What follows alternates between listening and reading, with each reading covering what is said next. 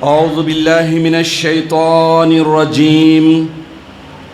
بسم الله الرحمن الرحيم. نحمد الله تبارك وتعالى ونصلي على رسوله الكريم والمهدي الموعود عليه الصلاة والتسليم وعلى آلهما وأصحابهما أجمعين. أما بعد، فقال الله سبحانه وتعالى في القرآن المجيد والفرقان الحميد: بسم الله الرحمن الرحيم.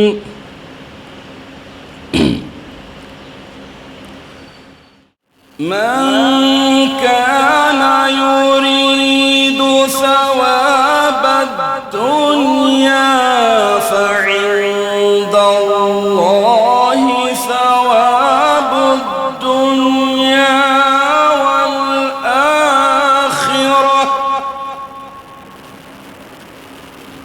وكان الله سميعا بصيرا. صدق اللہ العظیم. تلاوت کردہ آیت شریفہ کے معنی یہ ہیں کہ جو کوئی دنیا کے صلے اور بدلے کا طلبگار ہے تو سنو، اللہ کے پاس دنیا اور آخرت دونوں کا صلہ اور ثواب موجود ہے، اور اللہ سب کچھ سننے والا، دیکھنے والا ہے. عزیزان محترم، رمضان المبارک کا یہ مقدس مہینہ ایک مومن بندے کے جسمانی، روحانی، مالی، اخلاقی ساری خوبیوں کو پروان چڑھانے میں کلیدی اور مرکزی رول ادا کرتا ہے. رمضان المبارک کا یہ مقدس مہینہ ایک مومن بندہ اللہ تعالیٰ کی خوشنودی کی خاطر، اللہ کے عشق اور محبت کی خاطر رمضان المبارک کی عبادتوں کو کما حقہ ادا کرنے کی کوشش کرتا ہے. جیسے آداب ہیں، جیسے شرائط ہیں، جس طرح سے ادا کرنے کا حق ہوتا ہے، اگر ویسے ادا کرتا ہے تو اللہ تعالیٰ اس کے اندر جسمانی، روحانی، اخلاقی، مالی ساری خوبیوں کو ڈیولپ کرتا ہے، بلڈ اپ کرتا ہے، اور ساتھ ساتھ جتنی خرابیاں ہیں روحانی، اخلاقی، مالی، جسمانی، انہیں بھی مٹانے اور ختم کرنے کا حوصلہ دیتا ہے یہ رمضان المبارک کا مقدس مہینہ. یوں سمجھ لیجئے کہ رمضان المبارک کا مقدس مہینہ ایک مومن بندے کی پوری مینٹیلٹی کو اسلامک اور قرآنک بنانے میں اہم رول ادا کرتا ہے.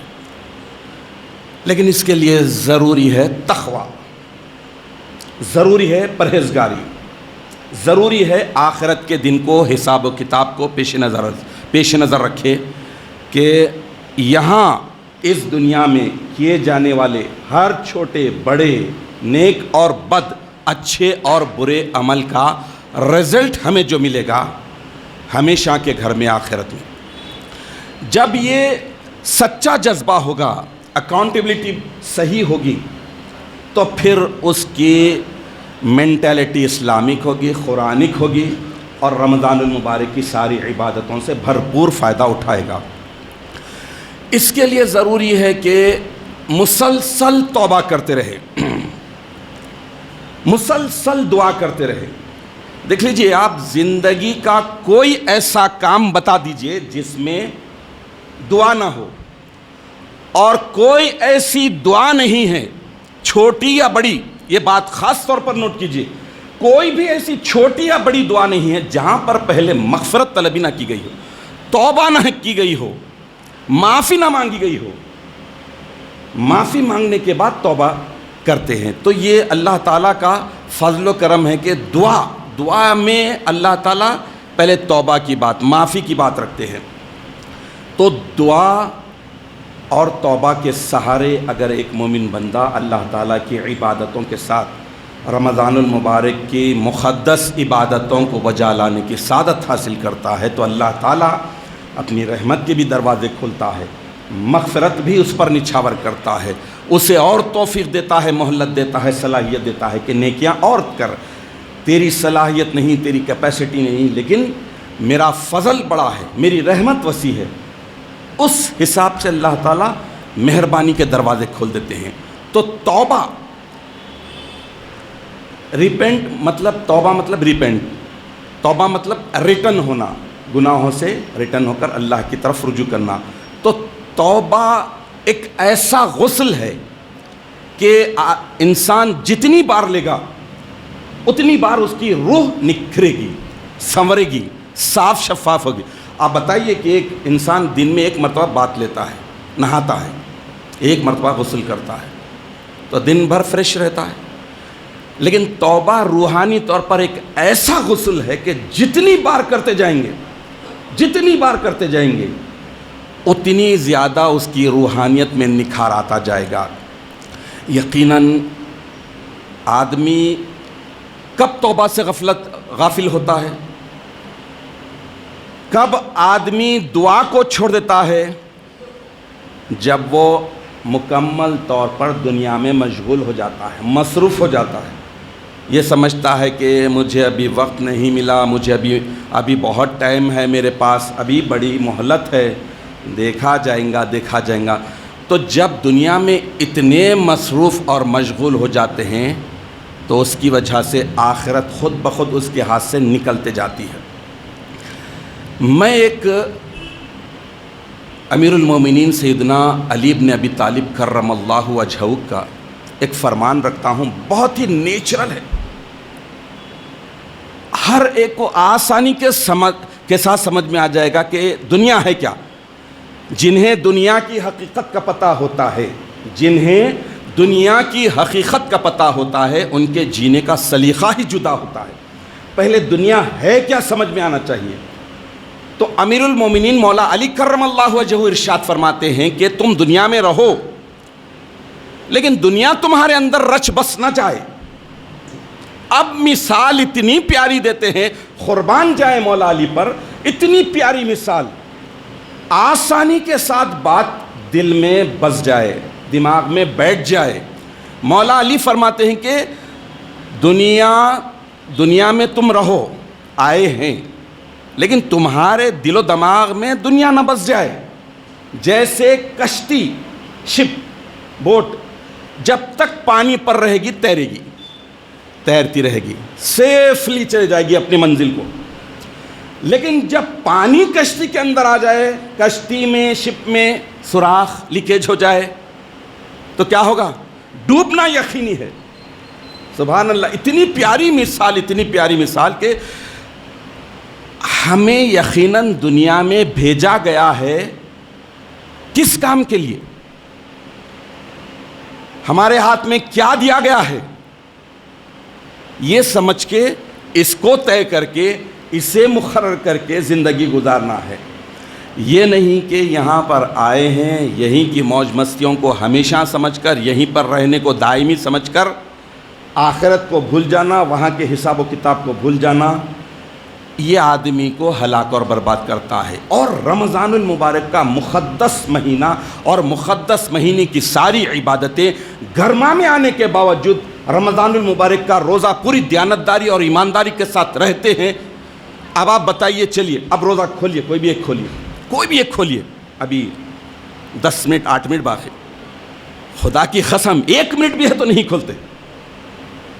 کیوں؟ یہ تقویٰ ہے، یہ اللہ کا ڈر ہے۔ رمضان المبارک کے مقدس مہینے میں منہ خشک ہو رہا ہے، پانی کی طلب ہے، ٹھنڈے پانی کو دیکھ رہے ہیں، بازو پانی ہے، بازو موز ہے، کیلا ہے، انگور ہے، سب کھجور، سب کچھ ہونے کے باوجود 1 منٹ اگر پہلے کوئی بے صبرا سیرن بھی بجاتا ہے تو دیکھتے ہیں نہیں ابھی نہیں ہوا۔ تو یہ جو مینٹیلٹی اسلامک اور قرآنک بن رہی ہے، یہ تقوی کی وجہ سے آتی ہے، اور آخرت کی جواب دہی، آخرت کے حساب و کتاب کی وجہ سے آدمی ڈرتا ہے، نہیں ابھی نہیں، میرا روزہ کہیں غارت نہ ہو جائے۔ اس لیے مولا علی کی یہ بات، یہ مثال اتنی پیاری ہے کہ دنیا میں رہنا ہے، دنیا سے فائدہ اٹھانا ہے، دنیا میں غرق ہونا حرام ہے، دنیا کی محبت کو اپنے دل میں بسانا حرام ہے، دنیا کے پرستار پجاری بننا حرام ہے۔ ہر ایک کو، ہر مومن کو اللہ تعالیٰ کسی کو تھوڑی دنیا دیا، کسی کو بہت دنیا دیا، کسی کو بہت زیادہ دیا، لیکن وہ دنیا اس کے لیے ہلاکت کا موجب نہیں ہونا چاہیے، ہلاکت کا ذریعہ نہیں بننا چاہیے۔ اس لیے کہ یہ دنیا ہے کیا پہلے سمجھیے، بتایا گیا کہ الدنیا مزرعۃ الآخرہ، یہ دنیا آخرت کی کھیتی ہے، ایگریکلچر کھیتی ہے، بیج بونا ہے، دیکھ ریکھ کرنا ہے، پانی ڈالنا ہے، انتظار کرنا ہے، سب کچھ کرنا ہے۔ نتیجہ کہاں ملے گا؟ آخرت میں، دائمی زندگی میں۔ تو یہ دنیا کی حقیقت ایسی ہے، اس کے لیے یقیناً ہمارے پاس سینس ہونا چاہیے، شعور ہونا چاہیے، حساسیت ہونا چاہیے، جب کہیں جا کر آدمی صحیح طور پر دنیا کو گزارنے کے قابل بنتا ہے۔ عزیزان محترم، دنیا اور دنیا کے معاملات میں کھپ جانا سب سے بڑی خرابی ہے، سب سے بڑی ہلاکت ہے، دنیا اور دنیا کے معاملات میں پھنس جانا۔ دنیا میں رہتے ہوئے ہی اذان ہوئی 5 وقت کی نماز باجماعت پڑھنا ہے، دنیا میں رہتے ہوئے ہی کھانا ہے حلال کا جائز، دنیا میں رہتے ہوئے ہی حج بھی کرنا ہے، دنیا میں رہتے ہی رمضان المبارک کا مقدس مہینہ آتا ہے، روزے رکھنا ہے، برائیوں سے بچنا ہے، نیکیوں کو اختیار کرنا ہے۔ تو رمضان المبارک کا پورا مقدس مہینہ اپنے حال چال ڈھال خیال مال اعمال سب کو اللہ تعالیٰ کی مرضی کے مطابق ڈھالنے کی کوشش کرنے کے لیے یہ ٹریننگ والا مہینہ ہے۔ ایک مومن بندہ اپنا سب کچھ اللہ کی مرضی میں ڈھالنے کی کوشش کرے، تو رمضان المبارک کا مقدس مہینہ ہمیں ٹرین کر رہا ہے۔ میں اب آپ کے سامنے حضرت امام شافعی رحمۃ اللہ علیہ کا ایک فرمان رکھتا ہوں، اور حضرت ارشاد فرماتے ہیں، فقہ کے بڑے نامی گرامی اور 4 مشہور اماموں میں سے دوسرے بڑے امام ہیں۔